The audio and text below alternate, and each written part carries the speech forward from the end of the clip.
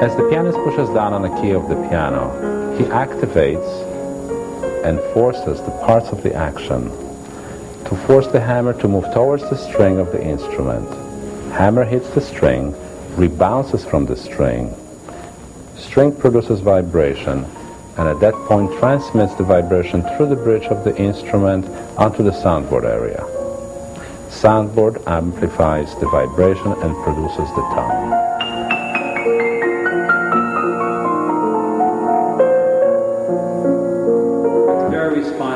But you capture the tonal beauty of the piano, which is what I especially like, but it's very natural to play. I don't want to say it's easy to play, because it's not that the action is light, it's just a very natural, I can feel the gradations of color and sound. Did you know that the soundboard was replaced on this instrument? Oh really, you replaced it? Yes, we did. So was the original cracked? Was it damaged? Yes, it was totally deteriorated. You know, John, there is a misconception among the artists that the soundboard in the older piano must be saved by all means. But there's a lot more to the soundboard than just cracking.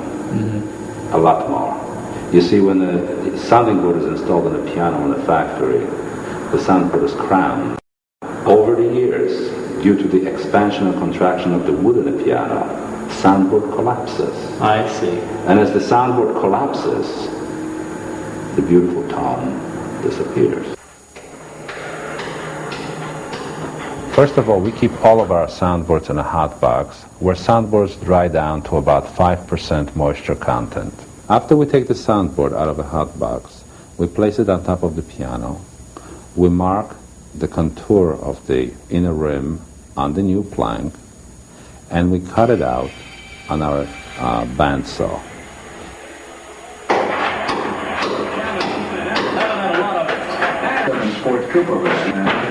The next step is we cut the new ribs to fit the new soundboard plank.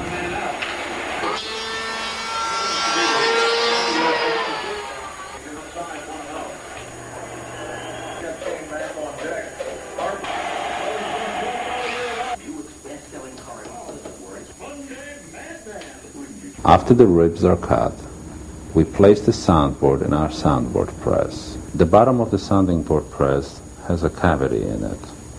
The newly cut ribs are placed on top of the soundboard and pressed with help of the go bars at approximately 180 pounds per square inch in order to achieve a crown of the sounding board.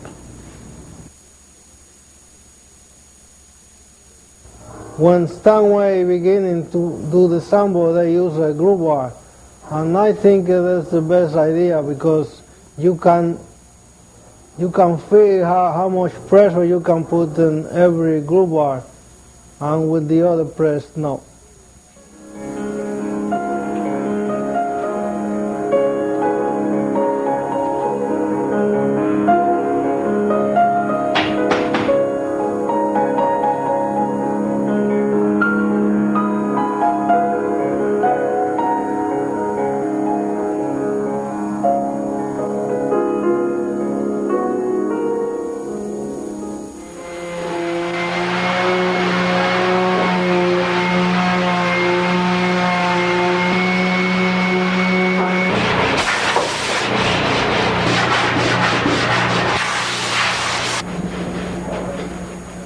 The next step that we do is to transplant the bridges from the old soundboard onto the new sounding board.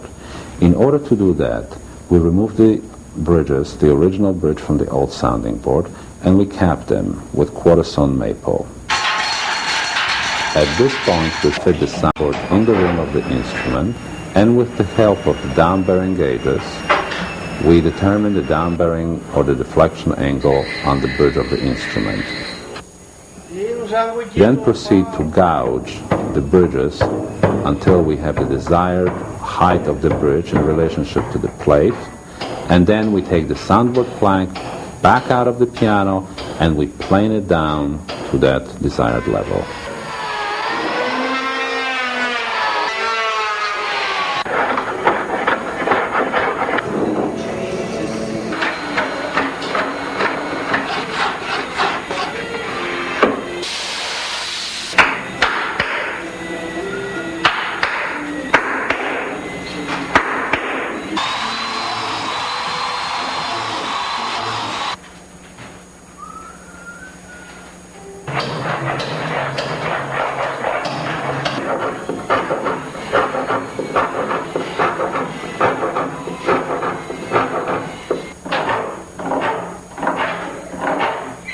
Now the notches are cut into the bridges.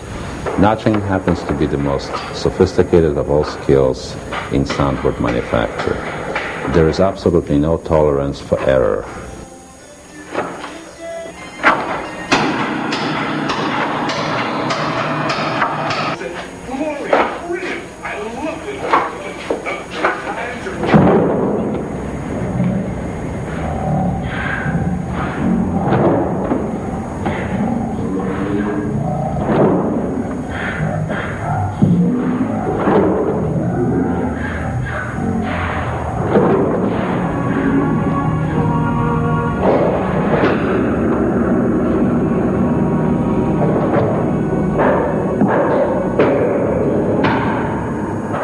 Now the bridge pins are hammered in, one after another.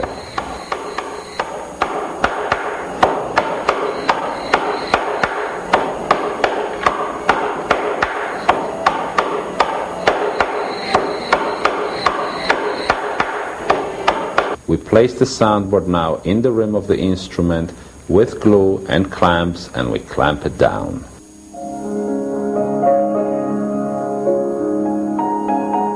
The next step after installing the new soundboard in the instrument is to replace the pin block in the piano.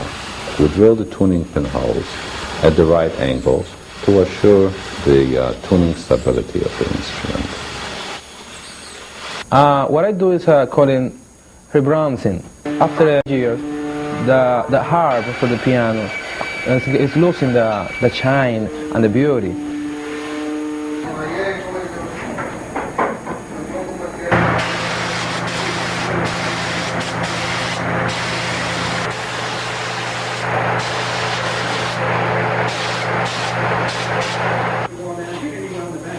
You know, it makes you feel so good when you make something with your hands and you can do something very shine like gold. Now that we have a new soundboard and the pin block and the plate is returned to the piano, now the piano is ready for stringing.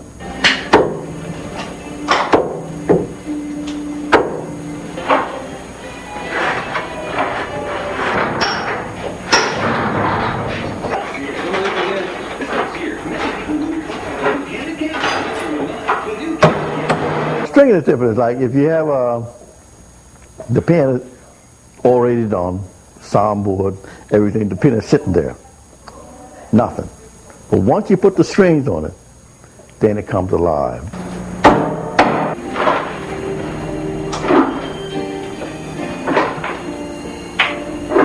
Well, the back start from the middle to the lower treble, then from the upper treble back to the middle, because it eases the pressure on the soundboard.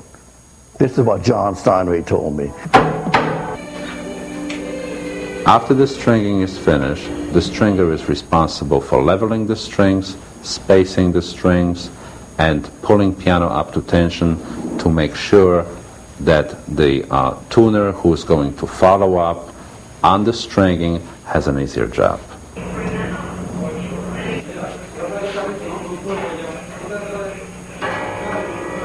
Wear and tear take a toll on the moving parts, particularly the action of the piano. Alfonso replaces action parts in the piano. I love to work on pianos. I've been doing it for 42 years. These artists are going out in front of people. If that piano doesn't perform the way they want it, okay? In other words, when they're playing something nice and soft and legato, where every note has to kiss the string, and one pops out too loud, it spoils the whole picture of what they're trying to present to the audience. And that's where I come in.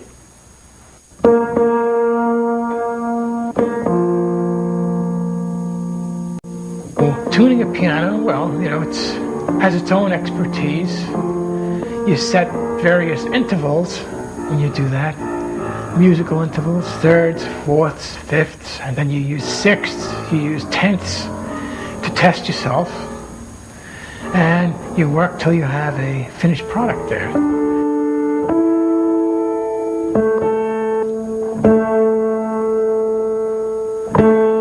And there you have it, a rebuilt piano. That's the way we do it here at the New York Piano Center.